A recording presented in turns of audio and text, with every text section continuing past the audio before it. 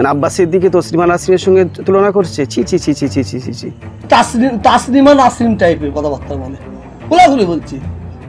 কোথায় আব্বাস সিদ্দিকী আর কোথায় তসলিমা নাসরিন? নউজুবিল্লাহ মিন জালিক। দরবার থেকে ওনাকে একবারই তাড়িয়ে দিয়েছে। দেখছেন না কোথায় ঘর বাড়ি করে আছে, সেই কোথায় যে মরা ফড়া পোড়াই না, কালীতলা। এই কালীতলা মৌজায় ওনার বাড়ি। ওটা ফুরফুরা শরীফ নয় তো। নওশাদ সিদ্দিকীর দাদু হলো অমিত শাহ। লোক প্রমাণ করে দিয়েছে। উনি তো বলেছিলেন আমি অনেক প্রতিবাদ করব। হুজুরকে অমিত শাহর সঙ্গে তুলনা করেছে, একটা ভিডিও করুক, আমি লড়াই করব। অমিত শাহ তো দাদু, এমনিতেই নওশাদের দাদু, আব্বাসের দাদু। ওনার কাছে ওনার আব্বা আগে নয়, ওনার কাছে শওকত মোল্লা আগে, যেখানে উনি পয়সা পয়সা পয়সা পয়সা পয়সা পয়সা। কে পাক্কা চোর। বাংলার মানুষ ওকে ঘৃণা করে, হিন্দু মুসলমান দলিত আদিবাসী ওনাকে ঘৃণা করে, দাদা পীরের ভক্তরা ওনাকে ঘৃণা করে। বাবাকে বলছি, বাবাকে দেখাতে বলবেন তো 5 পাস সার্টিফিকেট আছে কি 3 পাস কি 4 পাস। ছোটবেলা থেকেই তো পাক্কা ও চিটার ছিল। সরের দুধ খাওয়া, এসব কি ভাষা? উনি বলে আমি পীরের বাচ্চা। লজ্জা লজ্জা লজ্জা। যতদিন বাঁচবে ওদের পায়ে তেল মাখিয়ে চলতে হবে। যতদিন বাঁচবে ওই বাবা বাঁচার জন্য ওই কয়েকটা পীর সাহেবকে টানাটানি করছে। নিজের পায়ে তো মাটি শেষ। ওটা ইফতার মজলিস নয় তো, ইফতার পার্টি। যেখানে পার্টির নেতারা আছে সেটা তো ইফতার পার্টি বলা হবে। আর যত চোরগুলো ছিল সেখানে আবার ইফতার মজলিস হয়? উনি আমার মুখের ভাষা দেখছে না।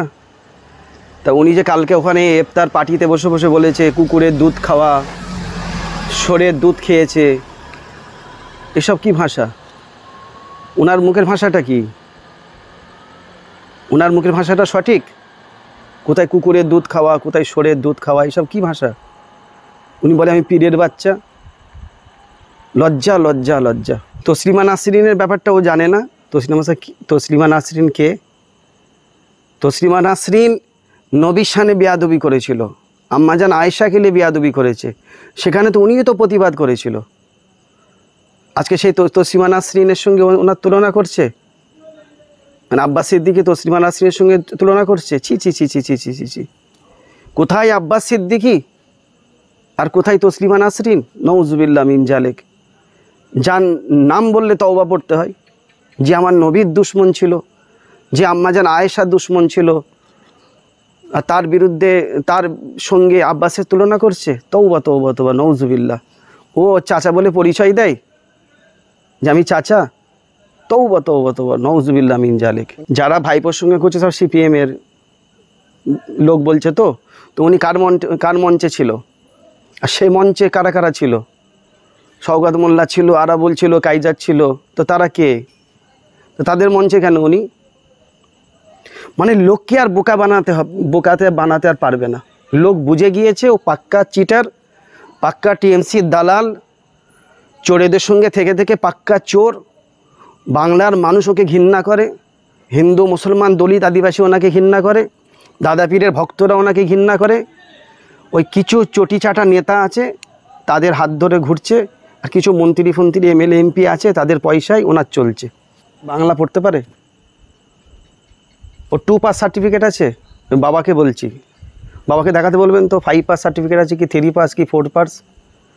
ছোটোবেলা থেকে আমার বাপ চাচাদের মুখ থেকে শুনেছি, ছোটোবেলা থেকেই তো পাক্কা ও চিটার ছিল। আমার দাদুজান কতবার বলেছে, পর পর পর পর। হরিণখোলা মাদ্রাসায় দিয়ে এসেছে, সেখান থেকে পালিয়ে চলে এসেছে 14 বার। এত দাদুজান চেষ্টা করেছে, 1 ক্লাস পড়ল নি। সে যদি তার নিজের আব্বাকে মানত, নিজের পিতাকে যদি মানত, তওবা করে দিত, তওবা করে দিত। কিন্তু ওনার কাছে ওনার আব্বা আগে নয়, ওনার কাছে শওকত মোল্লা আগে, যেখানে উনি পয়সা পয়সা পয়সা পয়সা পয়সা পয়সা। উনি পয়সা ছাড়া একটা পা চলেনি। আজকে বলুন তো, মানুষ প্রমাণ করিয়ে দিয়েছে যে শওকত মোল্লা বলেছে ছোট হুজুর পীর কেবলাকে অমিত শাহ দাদু। মানে নওশাদ সিদ্দিকীর দাদু হলো অমিত শাহ। লোক প্রমাণ করে দিয়েছে। উনি তো বলেছিলেন আমি অনেক প্রতিবাদ করব, আমি প্রতিবাদ করব। পাক্কা খেয়ে বসে আছে না? ও প্রতিবাদ করতে পারে? ও প্রতিবাদ করলেই তোর গলা টিপে ধরবে। ও যতদিন বাঁচবে ওদের পায়ে তেল মাখিয়ে চলতে হবে। যতদিন বাঁচবে ওই বাবা টিএমসি পার্টির পা ধরে চলতে হবে, নাড়ু বাঁচতে পারবে না। ওনাকে দরবার থেকে বের করে দিয়েছে আমার বাপ চাচারা দরবার থেকে বের করে দিয়েছে। ছোট হুজুর পীর কেবলার দরবারে ওনার কোনো অস্তিত্ব নেই, ওনাকে বের করে দিয়েছে দরবার থেকে, ওনাকে একবারই তাড়িয়ে দিয়েছে। দেখছেন না কোথায় ঘর বাড়ি করে আছে, সেই কোথায় সে মরা ফড়া পোড়াই না, কালীতলা, এই কালীতলা মৌজায় ওনার বাড়ি। ওটা ফুরফুরা শরীফ নয় তো, ওটা কালীতলা মৌজা, ওটা ফুরফুরা শরীফের মৌজা নয়, ওটা কালীতলার মৌজা। ও পাশেই তো মহাশাসন আছে, ওখানেই তো ও ঘর বাড়ি করে আছে। নিজের জন্মস্থান ছেড়ে ওখানে তাড়িয়ে দিয়েছে, বুঝতে পারছেন না? আজকে ওনার কবরটাও উনি রেডি করে রেখে দিয়েছে ওখানে। ওনার বাপের পাশে ওনার কবর হবে না, তার কারণ উনি নিজে তৈরি করে ফেলেছে, কারণ ও তো তাড়িয়ে দিয়েছে, ওনার তো কোনো অস্তিত্ব নেই। কাকে কাকে দাওয়াত দিয়েছে আমি জানি না, তবে আমি যেটা শাইম ভাইকে জিজ্ঞাসা করেছি, কালকে রাত্রি জিজ্ঞাসা করেছি, শাইম ভাই বললো যে আমাকে দাওয়াত দেয়নি, মিথ্যে করে প্রচার করেছে।